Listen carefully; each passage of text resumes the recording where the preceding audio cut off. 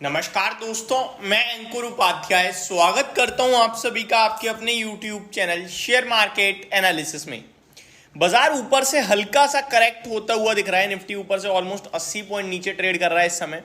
Bank Nifty 48,000 के नीचे फिसल गया है, ऊपर से ऑलमोस्ट 250 पॉइंट नीचे है। मिड कैप स्मॉल कैप अभी भी लीड कर रहे हैं, लेकिन ये भी ऊपर से लगभग 0.4-0.3% नीचे आते हुए दिख रहे हैं। मार्केट ब्रेथ स्टिल काफी स्ट्रॉन्ग है, लगभग 649 शेयर्स नेगेटिव हैं, तो उसके सामने 1417 शेयर्स पॉजिटिव है एनएससी पे। आप कह सकते हो एक गिरने वाले शेयर के सामने दो बढ़ने वाले शेयर अभी भी बाजार में खड़े हैं, लेकिन ऊपर से बाजार हल्का नीचे आता हुआ दिखा है। यहाँ पे चिंता का कोई विषय है नहीं, क्योंकि मार्केट में कुछ भी नेगेटिव अभी दिख नहीं रहा है। बाजार कल काफी बड़ी रैली दे रहा था, तो वो थोड़ा बहुत साइडवे हो सकता है आज के ट्रेडिंग सेशन में। कल डेटा बनेगा और परसों फिर डेटा पे रिएक्शन रहेगा, आपका एक्सपायरी है, तो ये बाजार की अगले 2-3 दिन चाल रहने वाली है, जो मुझे लगता है। यहां मैं आप सभी के साथ बात करूं स्टॉक स्पेसिफिक, तो बहुत सारे ऐसे शेयर्स हैं जो बड़े एक्शन में आज, जिसके बारे में डिटेल में आप सभी के साथ बात करूंगा। लेकिन यहां एक पर्टिकुलर स्टॉक के बारे में बात करने वाला हूं। स्टॉक का नाम है एस्टर डीएम हेल्थ केयर। ये शेयर आज 21% टूटा हुआ है और इसमें किसी को नुकसान नहीं हो रहा है। जी हाँ, 21% ये शेयर डाउन जरूर है, लेकिन नुकसान किसी को नहीं है।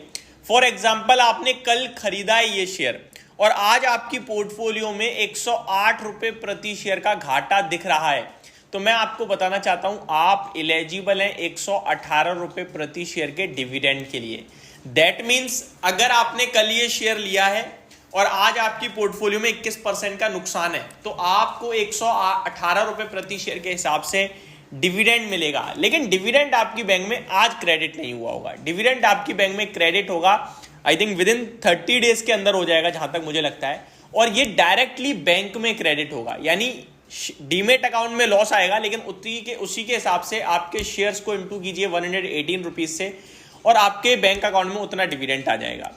अब मैं यहाँ पे एक चीज क्लियर कर दूं, अगर आपका डिविडेंड 5,000 रुपए से ज्यादा बनता है तो 10% का कटेगा टीडीएस, ठीक है, लेकिन पोर्टफोलियो में आपको पूरा नुकसान दिख रहा होगा।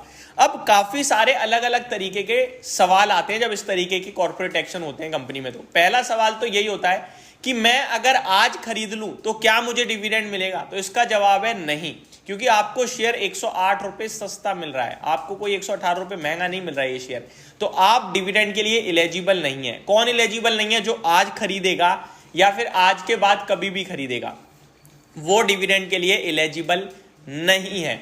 दूसरा सवाल ये उठता है कि मैंने कल खरीदा है या फिर पहले कभी भी खरीदा है, क्या मैं एलिजिबल हूं? आपने जितने भी शेयर्स कल या कल से पहले ले रखे हैं और आज तक होल्ड करे हैं, उन सब पे आपका डिविडेंड एलिजिबल है। फॉर एग्जांपल, आपने आज से 1 महीने पहले 100 शेयर्स खरीदे थे, लेकिन आपकी पोर्टफोलियो में कल तक केवल 70 ही शेयर्स थे, 30 आप पहले ही बेच चुके हो, तो आप 70 शेयर्स प्रति शेयर के हिसाब से डिविडेंड के लिए एलिजिबल हो।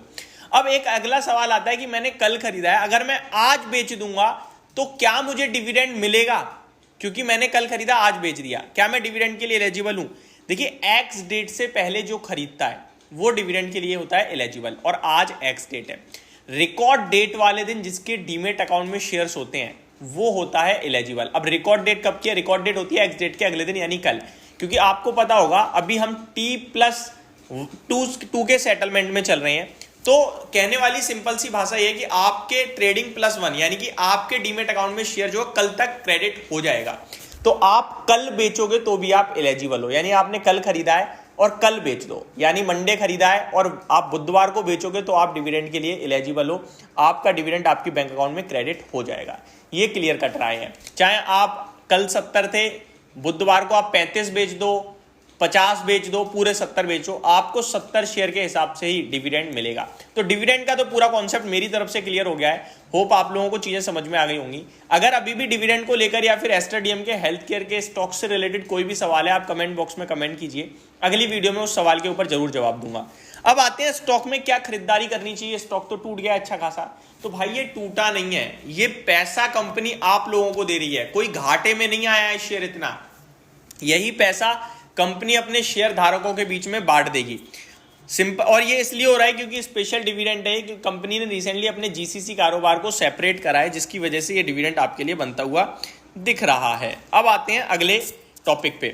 एस्टर डीएम हेल्थ केयर के स्टॉक की शेयर होल्डिंग पैटर्न अगर मैं चेक करूं तो इनके प्रमोटर्स के पास 41.88% है, यानी कि इस 118 में से जो भी रुपए डिविडेंड 8,000 करोड़ के समथिंग का जो डिविडेंड है उसमें से आधा तो प्रमोटर ही के पास जाएगा।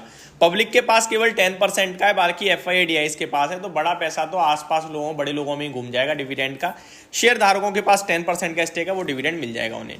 स्टॉक की बात करी जाए तो स्टॉक काफी स्ट्रॉन्ग है, लेकिन वैल्यूएशन टर्म्स में मेरे को महंगा लगता है, और महंगा लगने के पीछे का रीजन है इसके पीयर कंपैरिजन करूंगा मैं तो फोर्टीज, मैक्स हेल्थ केयर, किम्स, इन सबसे काफी महंगा है। तो मेरा मानना है कि थोड़ा डिप आएगी तो ज्यादा अच्छा रहेगा, और आज की डिप नहीं है, ये क्लियर कट रहा है। आज की गिरावट नहीं है, आज एक्स डिविडेंड ट्रेड कर रहा है। तो ये सारी की सारी सिंपल सी जानकारी थी एस्टर डीएम के स्टॉक से रिलेटेड। होप आपको ये सारी चीजें समझ में आ गई होंगी।